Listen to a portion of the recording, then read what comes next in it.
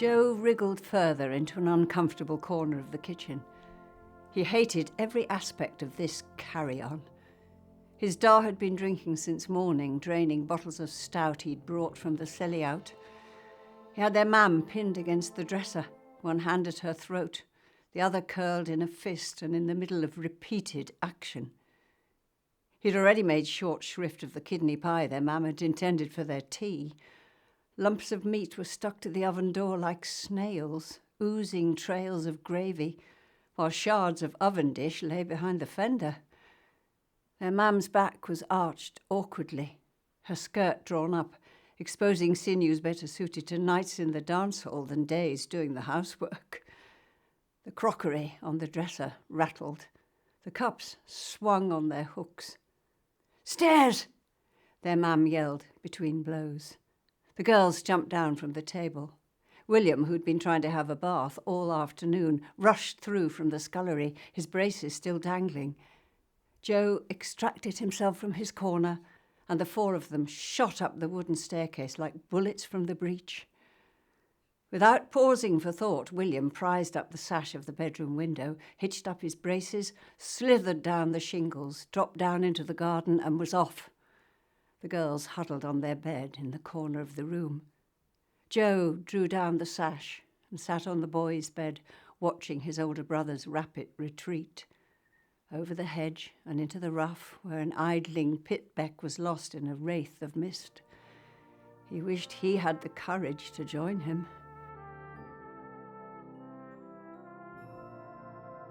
As darkness descended on the few broken lines of houses that constituted their village, a crescent moon presented itself above a bank of clouds.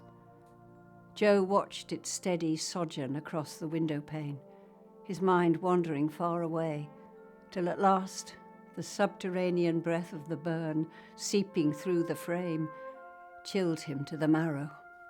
He shuffled under the eiderdown and fell stiffly asleep.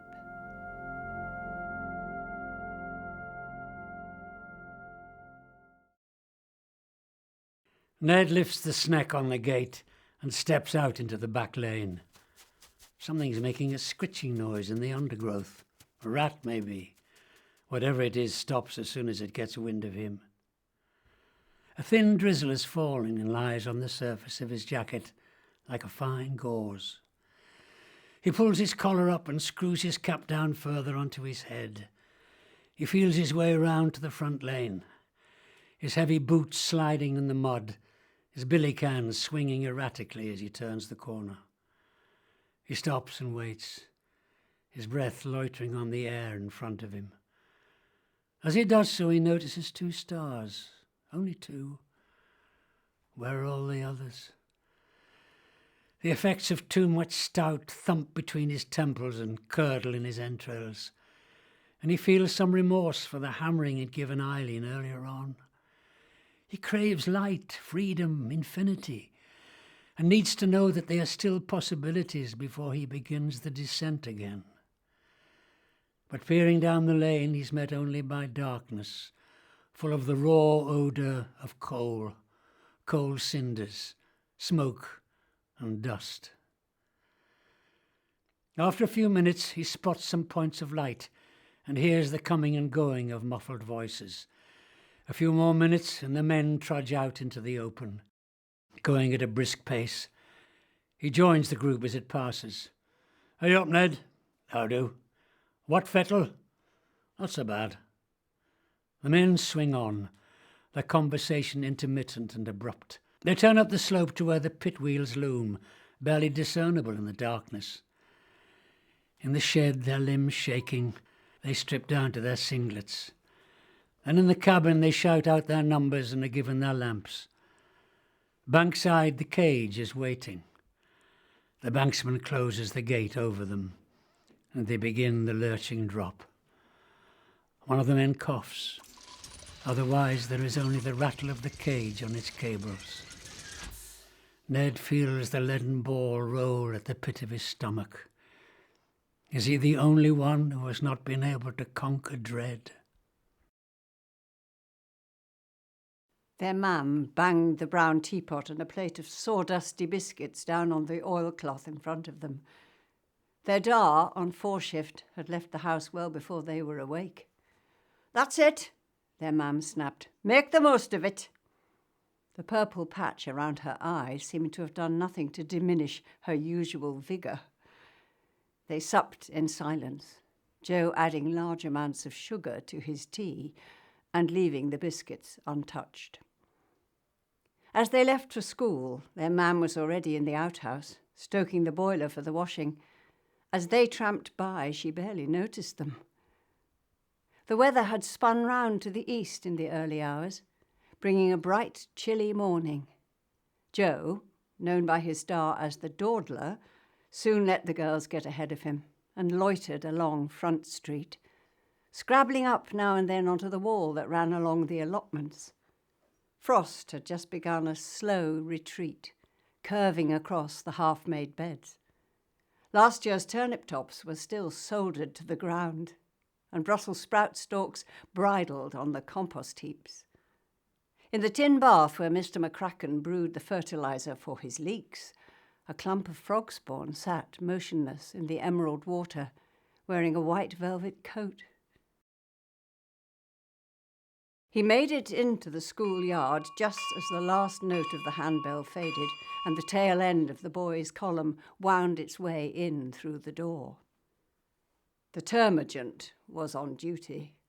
She clipped Joe smartly round the ear. "Late again, Joseph Wardle. I have my eye on you." In assembly, they planked their way through Jesus Bids Me Shine as the infants' teacher dutifully pedalled the piano.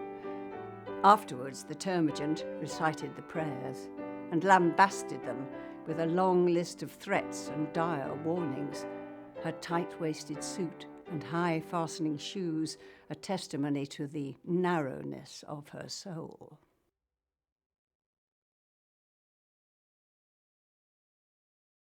Ned stands on the shoulder of the field with Bessie beside him. Over to the west, fog glows on the moors. The sky above them is blue. In the middle distance, the river glints as it winds between small settlements of steeples and narrow terraces. Bessie nuzzles his hand. There are whiskers on her velvet chin that tickle him and make him laugh. Bessie is a sprightly little Gallower who relishes her work. The pair of them got on from the minute the farmer introduced them. Narrow in the withers and short of leg, but with plenty of spirit, she surges along the lanes determinedly, with the milk churns jangling behind her. A quick word, and she will stop exactly where he asks. A nudge, and she is ready to move on as soon as the milk has been dispensed. At the age of 14, this is all he wants from life. To have Bessie as his workmate, to run about the lanes, exulting in her niftiness and his own prowess with the reins, and then to stand here with her, warm and companionable, their days round done, admiring the view, a vista not unknown to Roman soldiers and various venerable saints who have passed this way. In the clamour before lessons started, Joe took the opportunity to nip up onto his desk and lean on the window ledge. Up on the colliery line, an engine with a row of full trucks stood catching its breath. Down near the burn, 3 ponies nuzzled the ground in the corner of a sloping field. In the distance, the monument to a long-forgotten landowner, and beyond that, the salt and vinegar sea, with wheeling gulls, fishing creels, and trawlers trudging along the horizon. He inhaled deeply to savour it. Suddenly there was a tremendous yank on his trouser belt. "This is a boy who's been dragged up," pronounced the termagant to a tittering class. "Can't be trusted to behave himself for a minute." She let go her grip. Joe lost his footing and clattered to the floor, banging himself on his desk's drop-down bench. The termagant grabbed him by the shoulder and propelled him to the front of the room. She summoned the cane to be fetched from its bottle on the window ledge and flexed it ritually. Then, certain of her pupil's full attention, she applied it smartly to the backs of his calves, once, twice, 3 times. Joe fixed his eyes on the floorboards in front of him, so that while she berated him, telling the world how useless he was, he didn't hear. When the cane stung his flesh, he was numb, and when the wave of pain flowed over him afterwards, he rejected his humiliation. He managed to get back to his seat without the tears spilling from his eyes. Only once he'd sat down did he draw the sleeve of his jumper across his face.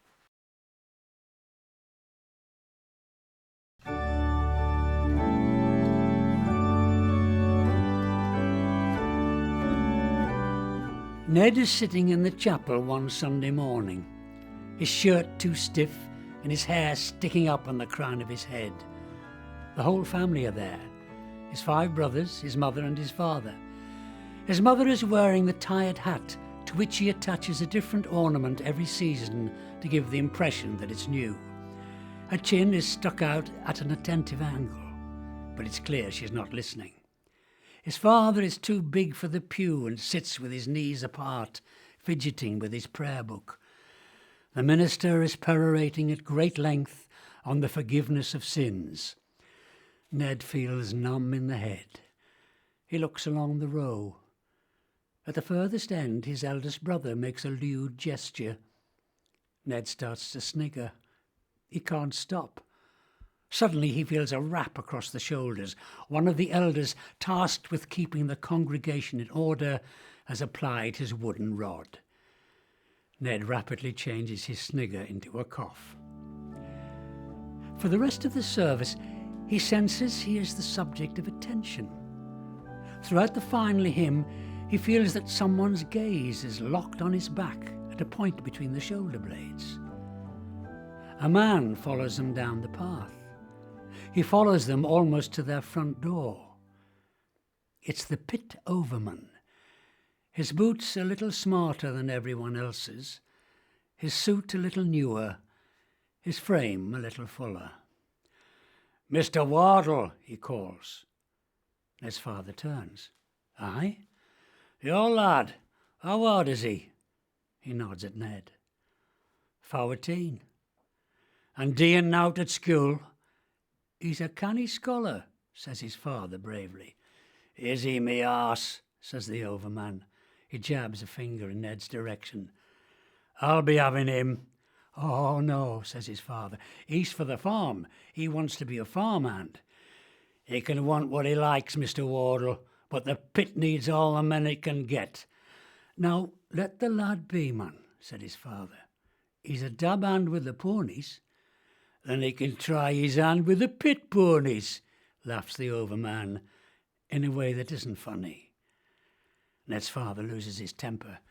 "Damn my," he says, "bugger the pit and all its works, Mr. Hardy. The pit has 6 of us. What more does it want?" The overman squares up to his father.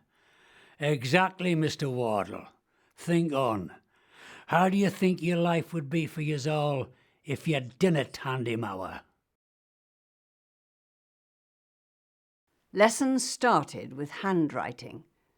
The monitor filled their inkwells and the termagant issued their instructions. Joe checked his nib, removing a piece of fluff that had accumulated over the weekend, and set to. He found it difficult to get going. He produced a couple of rows of crooked C's that crouched between the tram lines, then another 2 of M's that had so many uprights they caused his mind to wobble. Occasionally, on the upstroke, his nib snagged the paper, and he rubbed a grubby finger over the surface to smooth it out. Eventually, he started on L's, and here he hit his stride. He produced a long row of lolloping letters, and then another.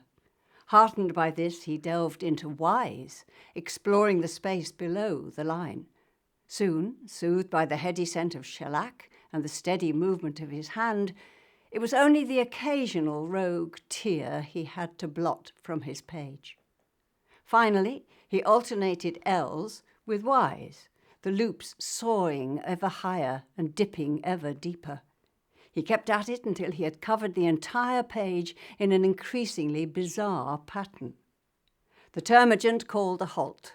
They blotted their pages and passed their books to the monitor. It was only as the book left his hand that it occurred to Joe that he may have overreached himself. But the termagant wasn't checking.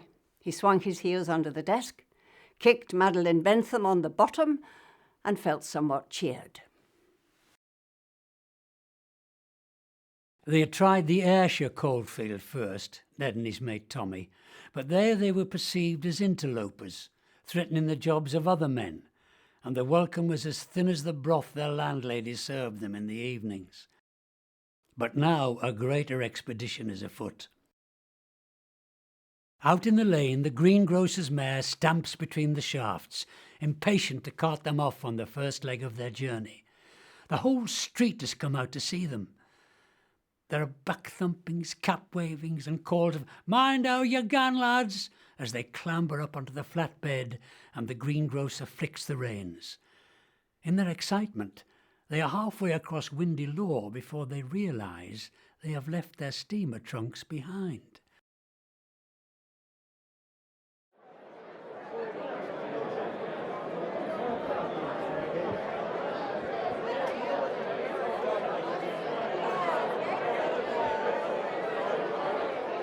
Now, this morning, there is some sort of commotion out in the street. The pair of them drag their breeches on. It's their one day off. They want to get out and take advantage of it. Their feet hit the bare boards and Tommy rushes to the window to throw up the sash. "What's happening?" says Ned. Tommy leans out as far as is reasonably possible. "I cannot tell," he says.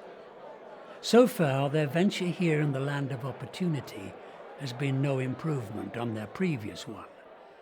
Things are no better than they were at home. The hours are just as long and the pay is just as low. They stay in a grim lodging house where the food is execrable and the landlady's regime fierce. They climb the same narrow stairs at night and sleep in the same narrow beds. But whereas at home they had their friends and families to fall back on for fellowship, here they are castaways from the old world whom no one cares about.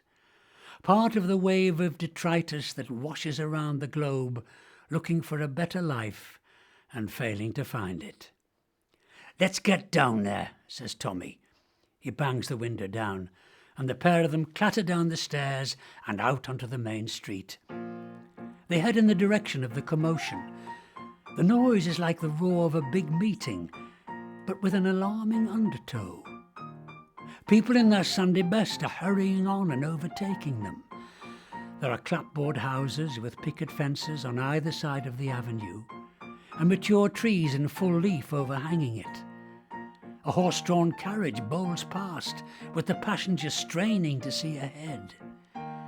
No one pays any attention to Ned and Tommy. Their outsider status lends them invisibility. At last they get alongside the crowd. Now they can see a scuffle going on. Tommy is the first to make out what it is. He grabs Ned's arm, warning him to stop. "They've gotten out of a blackie," he says. They have encountered Negroes working in the pit, but have not had much to do with them. Ned manages to see for himself. A group of men have their captive pinned by the arms. He struggles to get free, but stands no chance. He has too many opponents. At one point, he releases an unearthly howl, like the call of a beast at bay, at which point a citizen steps forward and lands a hefty kick in his gut. Excited women and children are pressing forward, keen to get a better view. Between their sprigged muslins and embroidered shawls, Ned makes out that the man is starting to spew a coil of dark red blood. "Fetch a goddamn rope," someone shouts. Says Ned. "What are they gonna do?" "I've got a bloody good idea what they're gonna do," says Tommy. He pulls the reluctant Ned aside and draws him down behind a prickly hedge. They squint between the thorns. The rope is fetched. The captors wheel their men about as they look for a suitable branch. The crowd offer knowledgeable suggestions. At last they choose a cottonwood tree close to where Ned and Tommy are skulking. They get the rope over a branch and fasten a noose around the man's throat. Ned stands up from his crouching position. "Get down, man," hisses Tommy. "There's nowt we can do." But Ned doesn't get down. And what happens next leaves him with nightmares for the rest of his life. Still, in the depths of sleep, he sees the sweat glistening like coal tar on the man's body. Still, he sees his torso, overworked and underfed, with muscles only where it matters to their masters. Still, he's haunted by those moments when their eyes met, and he saw there the same desperate terror that grips his own soul. Once the whole thing is over, Ned shits himself.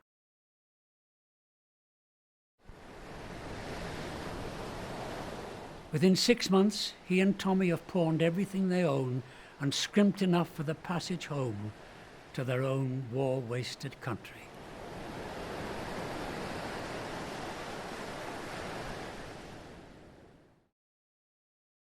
After break, the termagant had the bead frame dragged out and placed in a preeminent position. Unfortunately, Joe had suffered some kind of mental occlusion on the day that the bead frame had been introduced, and the explanation had never been repeated. The odds on his ignorance going undetected were shortening by the day. Now the termagant clacked the beads to and fro, posing questions and selecting her victims. At every question, a horde of classmates shot their arms in the air and waved them about like stalks of wheat at a storm-tossed field. Joe sat motionless at the side of the room, debating his tactics. If he kept his arm down much longer, the chances were he would be singled out. Better, perhaps, to wave his arm about among all the others to try and dodge detection. The next question was posed. He thrust his arm into the air. "Miss!" he called. "Miss!" But perhaps there was something just a little too strident in his tone. The termagant's gaze passed over the other upturned faces and locked on his almost immediately. "Yes, Joseph? Can you enlighten us?" Joe's mouth fell open. He had no idea what he was going to say.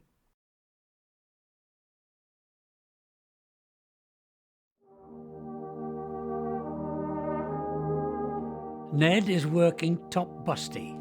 It's about as far down the pit as you can get, where the seam is at its narrowest. Somewhere ahead there is a fault in the rock where the seam will change direction. He's fired his shot, but the dust hasn't settled yet.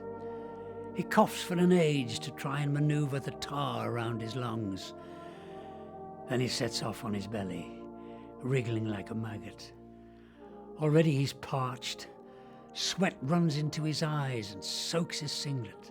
With every inch he edges forward, he fights to keep his fear in check. With every in-breath it rises up. With every out-breath he presses it down.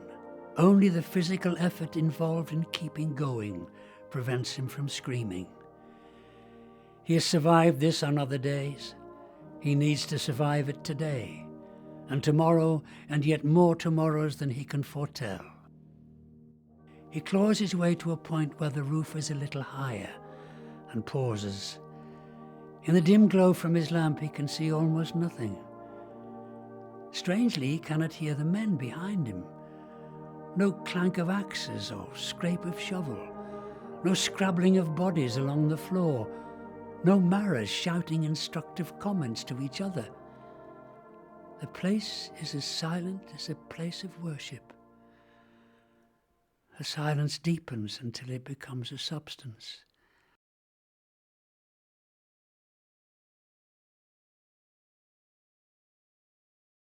And then he can feel it.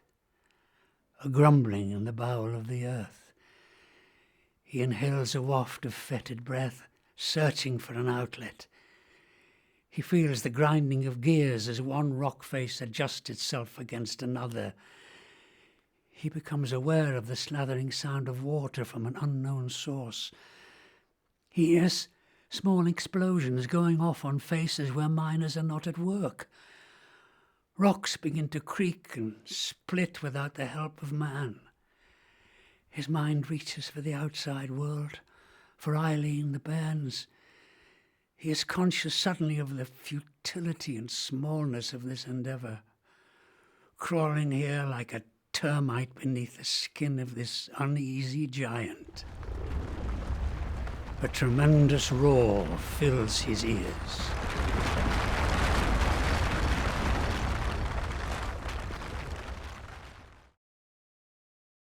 A flash of light crackled round the walls, bleaching everything of its colour. Joe shut his empty mouth. The entire room bounced on its foundations. The globe on top of the book cupboard pirouetted gracefully and fell off. The cupboard doors shot open. The lampshades swung wildly on their chains. Panes in the tall windows splintered. Several children squealed. Then came a dull, flat thud, like the sound of a gigantic gun going off. A general hubbub broke out. "Sit still!" cried the termagant. "Fold your hands on your heads." They did as they were told. 35 pairs of eyes watched as she edged gingerly towards the door. "I'll just," she said. The minute she was gone, they were out of their seats and up at the windows, clambering on each other's backs to get a proper view. "What can you see?" cried the ones underneath. "Nout," called Jackie Little. "Oh, wait a bit."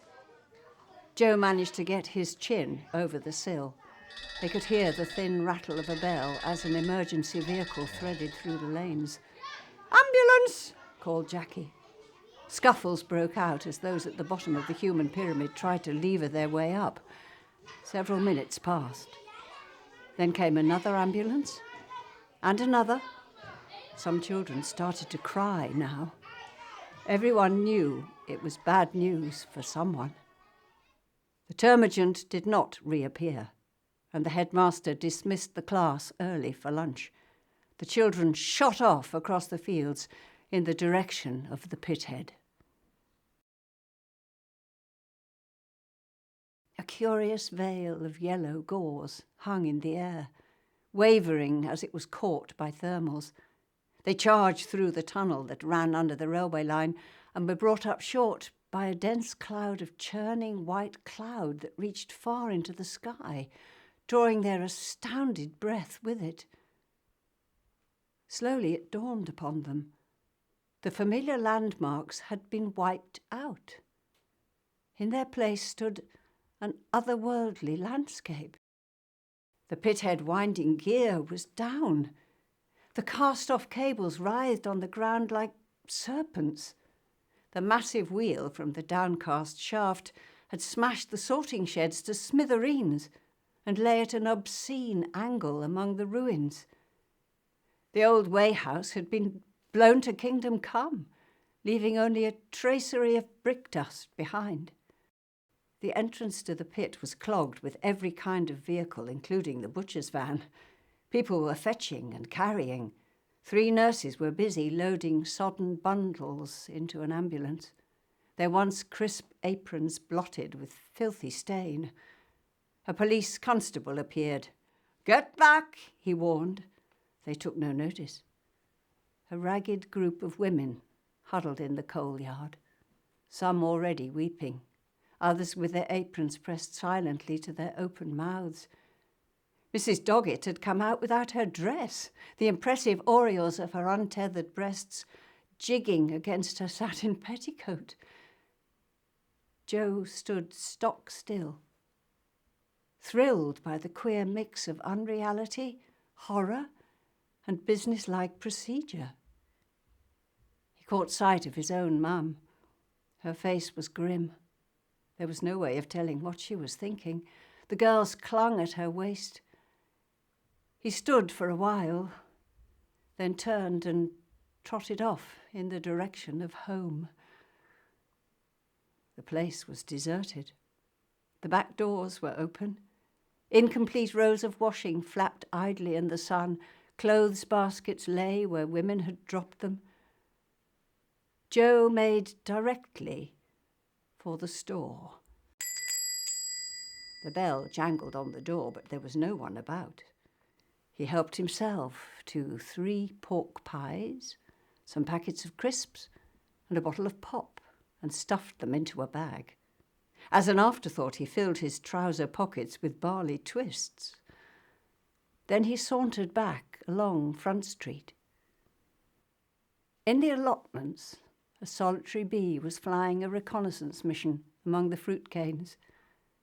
As he watched it on its sortie, he noticed that, since the morning, some miscreant had shattered the glass in Mr. McCracken's cold frame and left a misshapen football lying there among the seedlings. He opened the gate to investigate. As he jabbed the object with the toe of his shoe, he realized that this was not a football after all, and backed off quickly. He wavered about for a minute or two, then crossed over the stile into the fields and set off along the path next to the mainline track. He came across many other items along the way, as though someone had laid out a huge and rather desperate jumble sale. There were boulders like cannonballs, broken linings, tub wheels, a flattened billy can, a piece of leather harness, and upside down, on the embankment, a board with the words "Black Boy Winning" still visible on it. He thought about the object in the cold frame, the molten eye, the seared flesh, the mangled features. He had not expected to encounter a head, let alone a familiar one.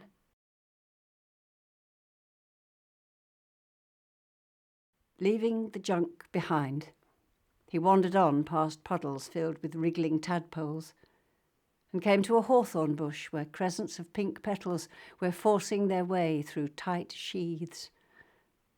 The sun was pleasant on his back, and somewhere to his left, above a cornfield, a skylark began its prattling song. It seemed as though the afternoon would last forever. He felt in his trouser pocket, extracted a barley twist and shoved it into his mouth. Could he be the only one who thought the day had got off to a bad start, but was steadily improving?